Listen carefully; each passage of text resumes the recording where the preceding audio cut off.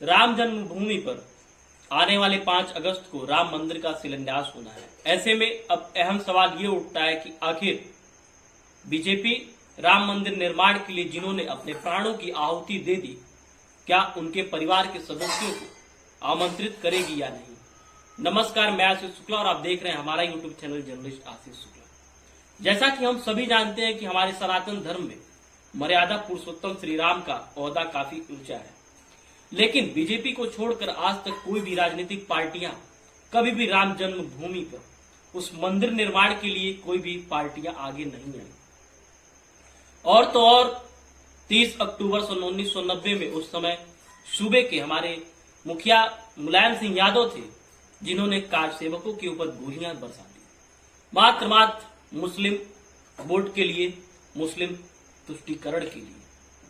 ऐसे में अब अहम सवाल ये उठता है कि आखिर वो हिंदू जो उसके बाद भी सपा जैसी पार्टियों को अपना चहेता मानकर उनको सत्ता पर बैठाती रहती हैं, आखिर उनके अंदर थोड़ी सी भी सनातन के प्रति प्रेम, सद्भावना और सम्मान होता तो वो सपा का तो पूर्ण रूप से बहिष्कार कर ही देती। लेकिन बात यहां ये नहीं है।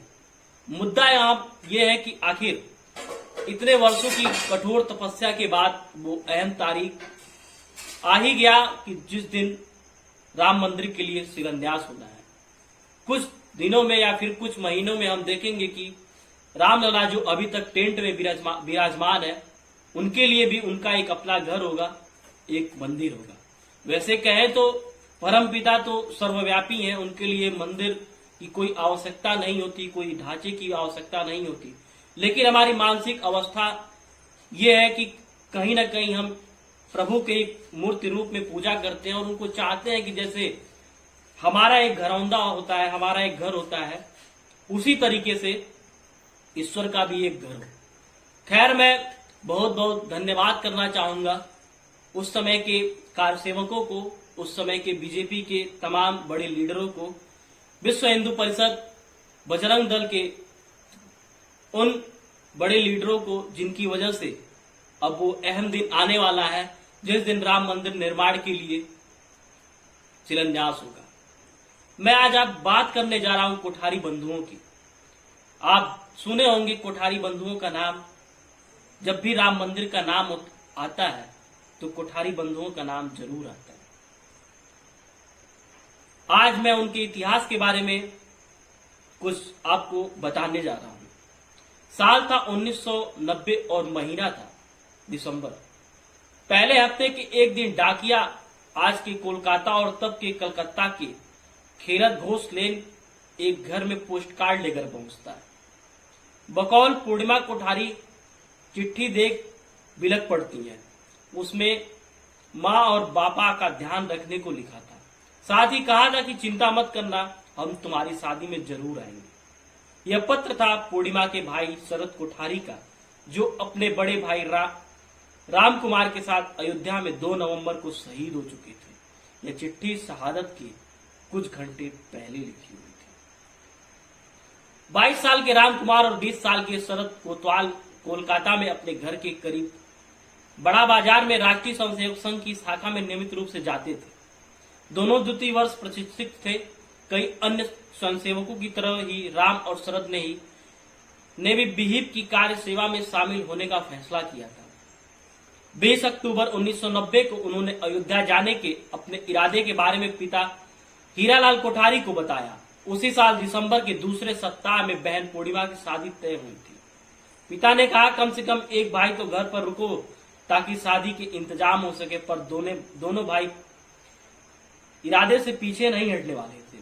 बकौल पूर्णिमा आखिर में एक शर्त पर पिता राजी हुए। उसमें हर रोज अयोध्या से खत लिखने की बात कही गई थी। अयोध्या के लिए निकलने से पहले उन्होंने ढेर सारे पोस्ट कार्ड खरीदे ताकि चिट्ठियां लिख सके। मुझे जब पता चला कि भाई अयोध्या जा रहे हैं तो मैं दुखी हो गई। ये बातें पूर्णिमा बता रही हैं, उनकी बहन। उन्होंने वादा किया कि वे मेरी शादी तक जरूर लौट के आएंगे। दिसंबर के पहले हफ्ते में पूर्णिमा को जो चिट्ठी मिली वो उसमें से ही एक पोस्ट कार्ड पर लिखा गया था। पूर्णिमा की शादी भी उसी साल दिसंबर में हो गई, लेकिन बहन से किया वादा पूरा करके दोनों भाई घर लौट के नहीं आ पाए। राम और शरद 22 अक्टूबर की रात कोलकाता से ट्रेन पकड़ते हैं और अयोध्या चले जाते हैं। अयोध्या से पहले वो बनारस आकर रुक जाते हैं। सरकार ने गाड़ियां रद्द कर दी थी, टैक्सी भी रद्द थी। आजमगढ़ के से वो यहां तक किसी तरह पहुंचे थे, यहां से रास्ता भी बंद था। तारीख थी 25 अक्टूबर। 200 किलोमीटर पैदल चलकर वो 30 अक्टूबर की सुबह अयोध्या पहुंच जाते हैं। 30 अक्टूबर को विवादित जगह पर पहुंचने वाले शरद सबसे पहले आदमी थे। विवादित इमारत की गुंबद पर चढ़कर उन्होंने पताका फहराया। दोनों भाइयों को सीआरपीएफ के जवानों ने लाठियों से पीटकर खदेड़ दिया। शरद और राम कुमार अब मंदिर आंदोलन की कहानी बन गए थे। अयोध्या में उनकी कथाएं सुनाई जा रही थी। दोनों भाइयों के साथ कोलकाता से अयोध्या के लिए निकले राजेश अग्रवाल के मुताबिक वे 30 अक्टूबर को तड़के 4 बजे अयोध्या पहुंचे। वे बताते हैं कि मस्जिद की गुंबद पर भगवा ध्वज फहराकर कोठारी बंदियों ने उस समय उत्तर प्रदेश के मुख्यमंत्री मुलायम सिंह यादव की दावे की हवा निकाल दी थी। मुलायम ने कहा था कि वहां परिंदा भी पर नहीं मार सकता है। फिर तारीख आया 2 नवंबर सन 1990। युद्ध में अयोध्या के अनुसार दोनों भाई विनय कटियार के नेतृत्व में दिगंबर अखाड़े की तरफ से हनुमानगढ़ी की ओर बढ़ रहे थे। जब सुरक्षा बलों ने फायरिंग शुरू कर दी तो दोनों पीछे हटकर एक घर में जा छिपे। सीआरपीएफ के एक इंस्पेक्टर ने शरद को घर से बाहर निकालकर सड़क पर बिठाया और सिर में गोली से उड़ा दिया। छोटे भाई के साथ ऐसा होता देख राम कुमार भी कूद पड़े। इंस्पेक्टर की गोली राम कुमार के गले को भी पार कर गई। दोनों ने मौके पर ही दम तोड़ दिया। उनकी जो अंत्येष्टि थी वो सरयू किनारे थी और हुजूम। ये तो रही कोठारी बंधुओं की कहानी। इसके साथ साथ और भी ऐसे लोग थे जिन्होंने राम मंदिर निर्माण के लिए अपने जीवन की कुर्बानी दी थी। नाम आता है महंत अवैधनाथ का। कहा जाता है कि मूर्ति स्थापित करने में इनका योगदान अहम था। दिवंगत महंत अवैधनाथ ने अयोध्या राम मंदिर आंदोलन में महत्वपूर्ण भूमिका निभाई थी। विवादित राम मंदिर बाबरी मस्जिद के अंदर रामलला की मूर्ति स्थापित करने में इनका अहम योगदान था। इन्होंने अखिल भारतीय रामायण महासभा के माध्यम से अयोध्या में 9 दिवसीय रामचरितमानस का पाठ कई बार आयोजित कराया था और राम मंदिर आंदोलन की धार दी थी। बाद में विवादित ढांचे के भीतर भगवान राम और सीता की मूर्तियां स्थापित की गई। दूसरा नाम आता है अशोक सिंघल का। हिंदी राष्ट्र का शिलान्यास। विश्व हिंदी परिषद के नेता अशोक सिंघल राम मंदिर आंदोलन को पूरे देश और दुनिया में फैलाने में महत्वपूर्ण भूमिका अदा किए थे। अशोक सिंघल ने कहा था कि यह एक मंदिर नहीं है, हिंदू राष्ट्र का शिलान्यास है। शिलान्यास के बाद उन्होंने राम मंदिर आंदोलन को हिंदुओं के सम्मान से जोड़ने में अहम भूमिका निभाई। देश भर में आंदोलन के लिए उन्होंने लोगों को एकजुट किया। राम मंदिर आंदोलन के यह प्रणेता अब दुनिया में नहीं है। फिर नाम आता है महंत परमहंस दास, कोर्ट के अहम किरदार। राम मंदिर आंदोलन के प्रमुख हिंदू संगठन नेताओं में से एक, अयोध्या के दिगंबर अखाड़ा के दिवंगत महंत परमहंस दास मंदिर आंदोलन के प्रमुख प्रणेताओं में से एक थे। 1992 में बाबरी विध्वंस के समय इन्होंने महत्वपूर्ण भूमिका निभाई।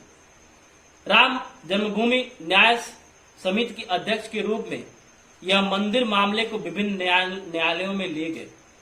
इनके ही कार्यकाल में लंबे समय तक यह विवाद कोर्ट में चला। फिर नाम आता है लाल कृष्ण आडवाणी का, जिन्होंने बीजेपी और कहा जाता है कि लाल कृष्ण आडवाणी और अटल जी के नेतृत्व में जो बीजेपी था उसका पूरा चेहरा हिंदुत्ववादी हो गया।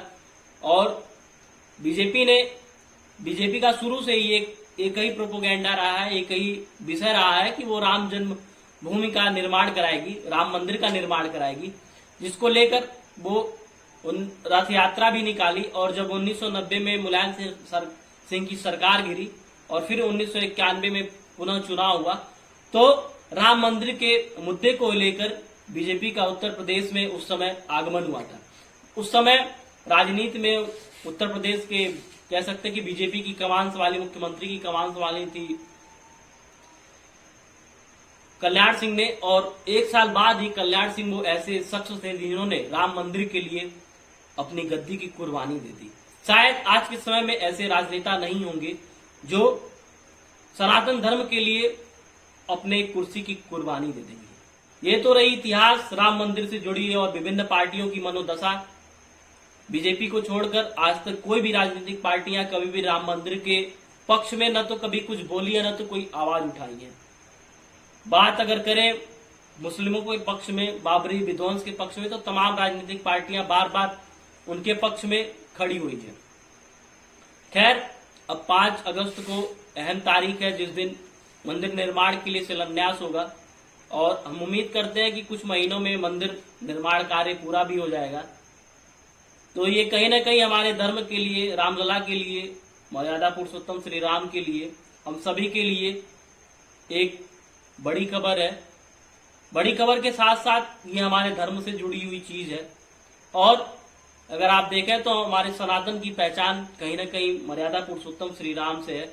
ये और एक हमारी ये बड़ी धार्मिक जीत है, सनातन की एक बड़ी विजय है।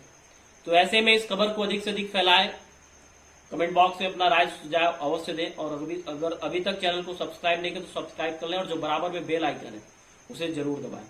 तब अभी के लिए बस इतना ही, फिर मिलेंगे एक नए मुद्दे के साथ, एक नए विचार के साथ। तब तक के लिए इजाजत दीजिए। धन्यवाद। जय हिंद, जय भारत।